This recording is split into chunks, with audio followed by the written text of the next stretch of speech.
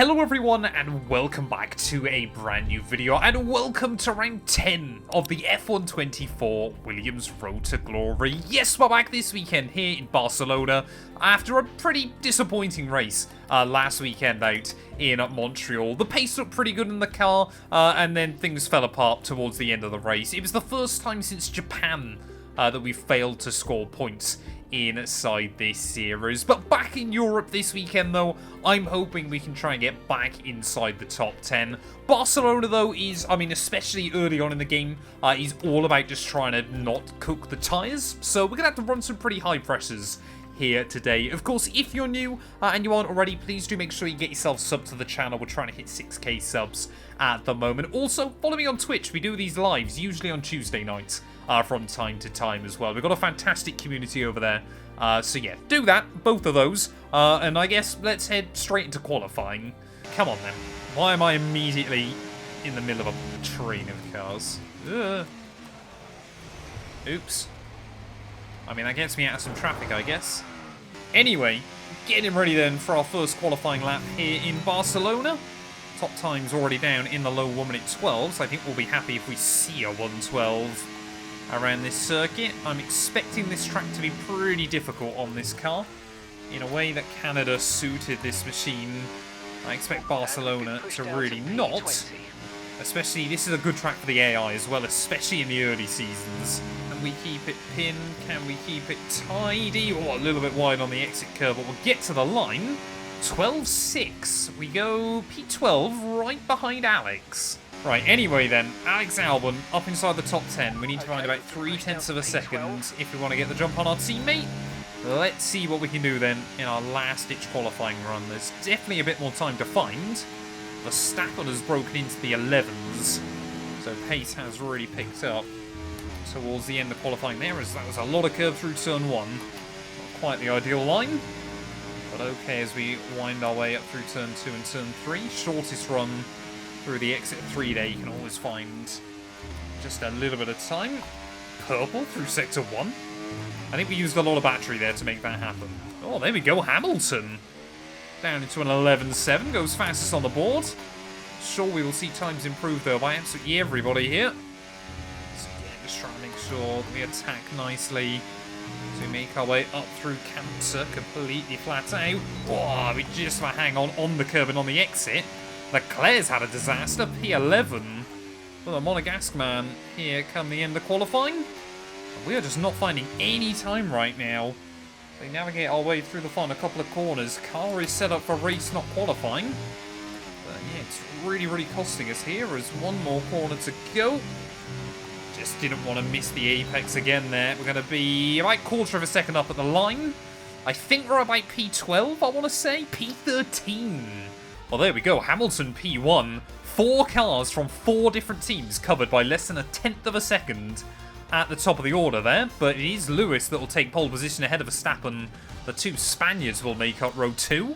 But yeah, 3/10 away from Alex Albon. I'm pretty disappointed with that. When all is said and done there, lacking a little bit of out-and-out pace in the car. A very clear divide between your top teams and the rest of them.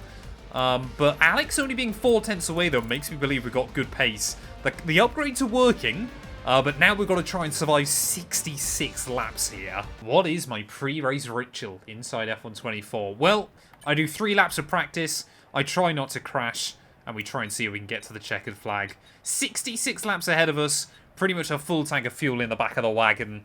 I reckon it's going to be a 2-stop strategy, medium to soft later on.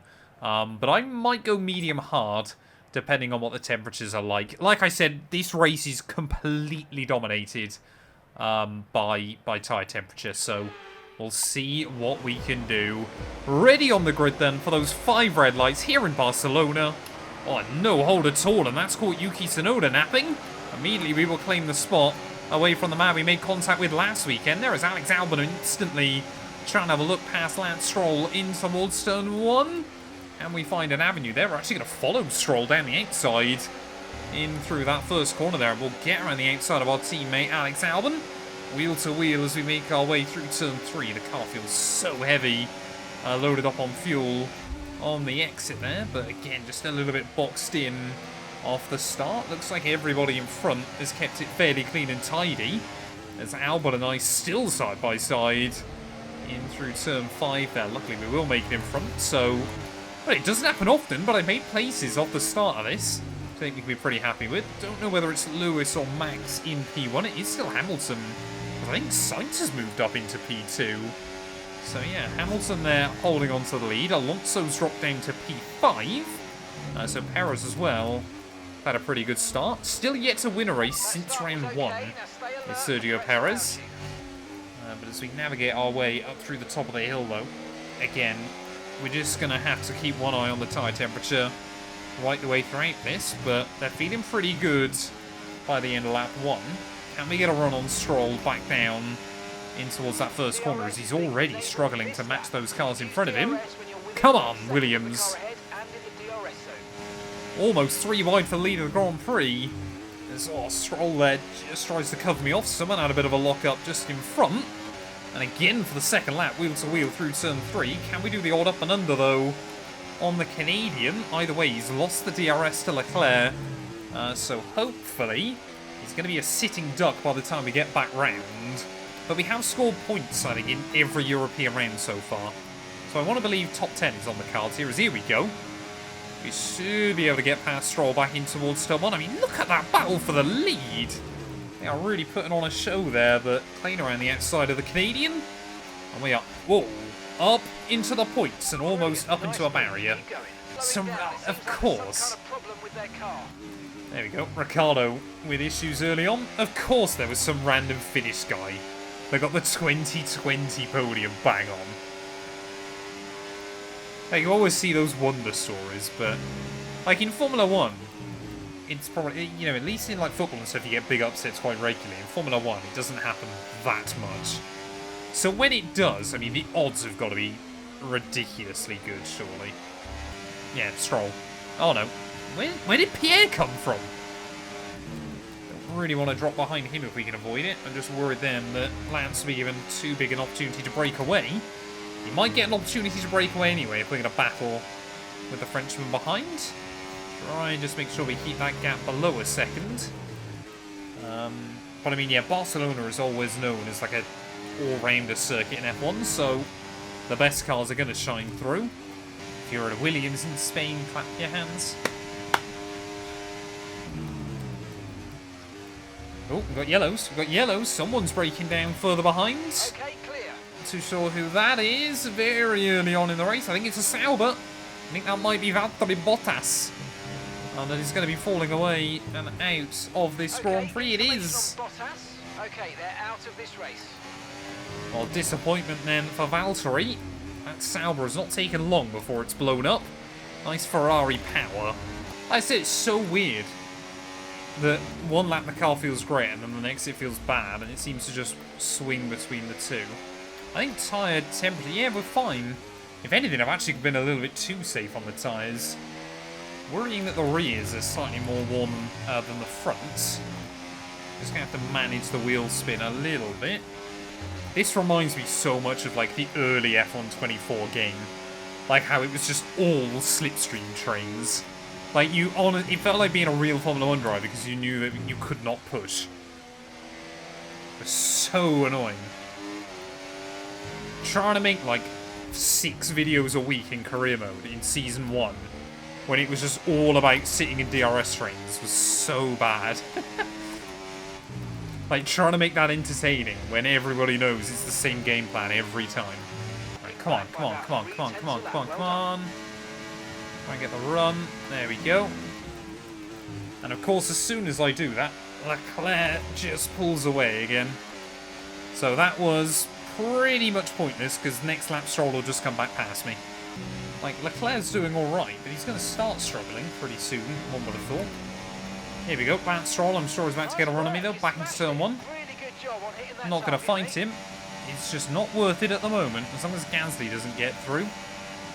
We timed that pretty well, actually, as, of course, as soon as Stroll gets the move, he has to brake early, because he's Lance Stroll. Yeah, that is the one thing I hate still. I don't think I've got an active Xbox subscription, because well, currently my dad plays on my Xbox, I don't play on it. Although I must do, I suppose, because Sydney still plays Forza Horizon 5 online. I'm guessing I'm still paying for an Xbox Live subscription. But yeah, paying for PSN each year is a bit annoying when I play Gran Turismo for like 3 months and then forget. Although I guess nowadays it constitutes a business expense, so I don't worry so much. And I'm in the position where I'm definitely not earning enough where I could try and buy a house with cash. I'd love to be in the position. Maybe I could up north, I don't know. But yeah, it's still in my best interest to be paying tax right now. Hamilton and Norris, them first ones in the pits. I don't know why I wanted to try and get a run on Stroll there, but there's no point. Ugh. Right under his gearbox by the time we get back into turn 1. Albon has not had his Weetabix. He was rapid in Canada. He was rapid in qualifying. But now he's just got nothing. I think he's not set up the car how I did to avoid all of the downfalls of Williams. So here we go. More into the pit lane then. We've got quite a few actually. Leclerc, Russell, Alonso. I think that was... Oh, and Oscar Piastri as well. Could we be in the podium places? To the outside. Verstappen's on softs. There we go. Back past Stroll again then. That was a... you know what? I think that was a good move. Like, surely an F1 2025 season mod is fairly easy because all the real-life drivers are there. How is Verstappen still out there on softs? Like, Sainz has come in, so it's officially the Red Bulls and me on the podium. But, like, Verstappen wants to go longer on softs than I'm able to on mediums, or the team want me to go on mediums. I'm going to extend this stint a little bit longer. Right, I'm not pitting yet. I'm just going to keep extending this stint for a little bit longer. Verstappen's doing another lap. Perez has come in on mediums before Verstappen's come in on softs. How ridiculous is that? And gap to the car in front. How is he still extending this stint? Are we going to lead this Grand Prix at some point? That's the goal now. I know I've led before because we won Imola, but we'll lead and then we'll get a red flag. That's the goal. If you could get one engine supplier of one team, separately or together, back to F1, what would your choices be? I feel my heart wants to say Toyota, just because obviously their lore in F1 is really odd, and considering how well they've done in like World Endurance and World Rally in recent years, I think it'd be cool to see. I'd love to see Hyundai take on Formula 1 now, just because that would be really interesting. Engines, though? A really tricky one. Because you kind of think, like, most of the iconic engine manufacturers, Honda, Ferrari, Mercedes, Ford, which is obviously going to be Red Bull, and what am I forgetting? Honda? Did I say Honda? I can't remember if I said Honda. I think Toyota were always a bit too scared. I mean, obviously they're now with Haas, which might lead to something down the line. But I think after the disappointment of the first time they were in Formula 1, like, if they did that again, they would never be able to live it down.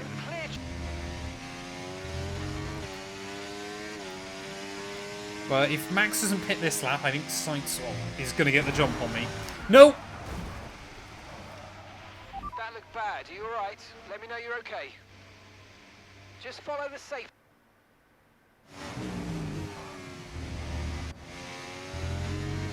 I cannot believe I've done that.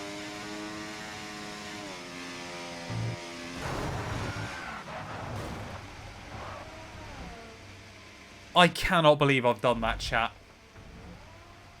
What on earth was that? I mean, I upshifted on the way in, which was immediately a mistake. Like, why on earth did I upshift halfway through the corner? That's what forced the car further out. Like, we were already drifting wide. And just in through the gravel, bottomed out on the sausage curb. I cannot believe I've thrown that away.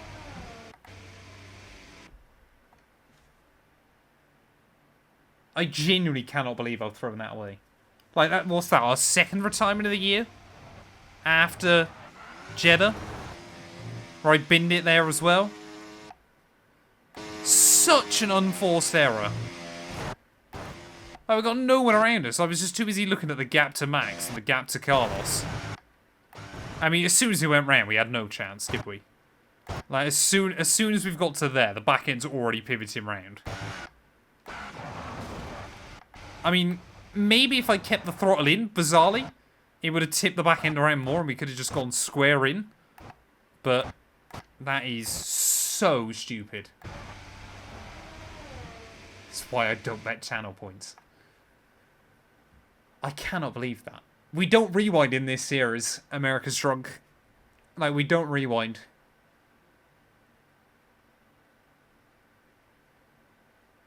What do I do, chat? You tell me. For entertainment purposes. Votes have already been... bets have already been cashed out. Like, that constitutes a bottle. But what are you saying? F1 Manager? Do I try that? I'm going to try that one Silverstone challenge on F1 Manager if we do that. 100% Mexico race. I'd rather not. I would rather not. We'll take on that F1 Manager challenge that has plagued me for months.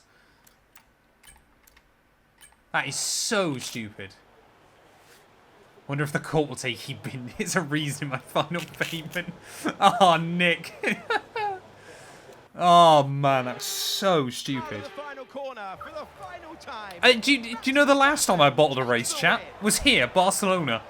Last season in driver career mode. I think that was the last time I crashed out of a race. You can really tell that they're taking this one step at a time, one race at a time. I mean, getting the points on the board. Obviously Verstappen wins. That's what it's going to take, consistency and the bigger picture.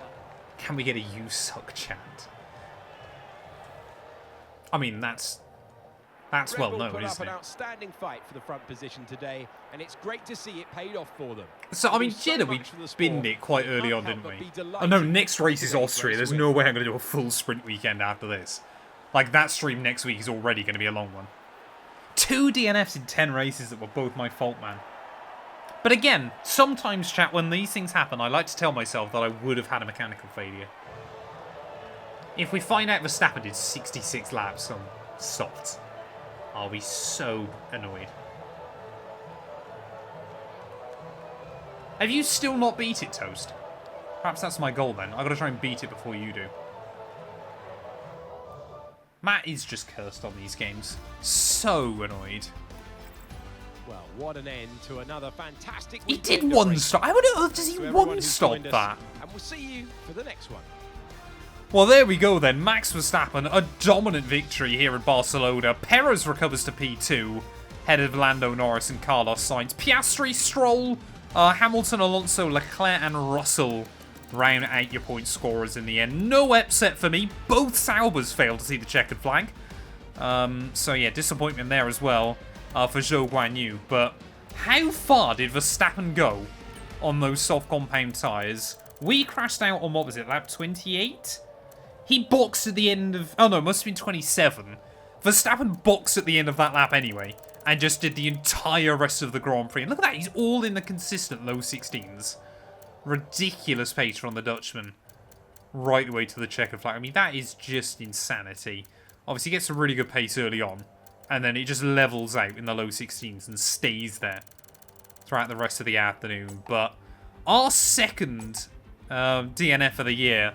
And it was completely my fault yet again. Thank you all so much for watching nonetheless.